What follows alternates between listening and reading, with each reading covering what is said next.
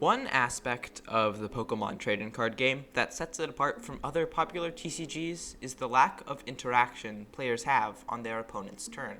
In other TCGs, like Magic the Gathering and Yu-Gi-Oh!, players have the ability to interact with their opponent and the cards that the opponent plays, with trap cards, counterspells, and more. These interactions leave players guessing, having to play around cards they think their opponent could have. This is a major part of game design in many TCGs, yet is strangely absent in Pokemon. If I asked you to name a single Pokemon card that you could play on your opponent's turn, could you? A Pokemon card like this hasn't been printed for over 10 years.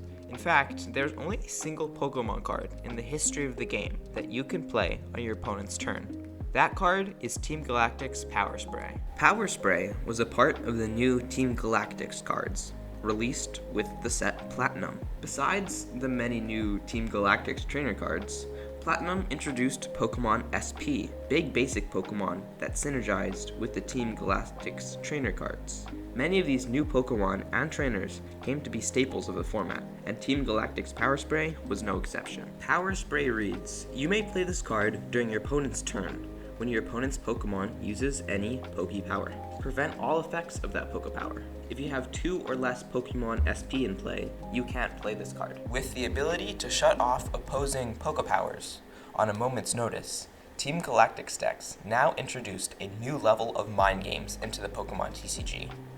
Power Spray was especially effective in the 2009 standard format, as many decks relied on powerful support Pokemon, like Uxie, which allowed players to draw until they had 7 cards in hand with its Poke Power. A well-timed Power Spray could greatly hinder an opponent's chance of getting into the game. Players now had to find ways to play around Power Spray. One common method was to attempt to use a Poke Power on one Pokemon that wasn't integral to your game plan, baiting out a Power Spray from your opponent before successfully playing and using the Poke Power of a more important Pokemon. The introduction of Power Spray flipped games on their head.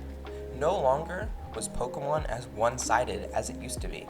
With Power Spray, Pokemon had a taste of the complex interactions commonplace in other popular card games.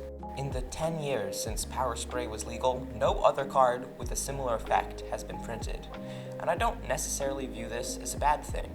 In 2009, Pokemon was only beginning to find its modern identity, and interactions on opponents' turns seems to be more fit for a spell-slinging high fantasy game like Magic the Gathering than the turn-based battling seen in the Pokemon anime. Power Spray was a courageous and unique move to try and expand the Pokemon TCG. As with other failed mechanics, it didn't work out, but Power Spray remains a reminder of a different, transformative era in the Pokemon TCG. What do you think of Power Spray? Let me know in the comments below.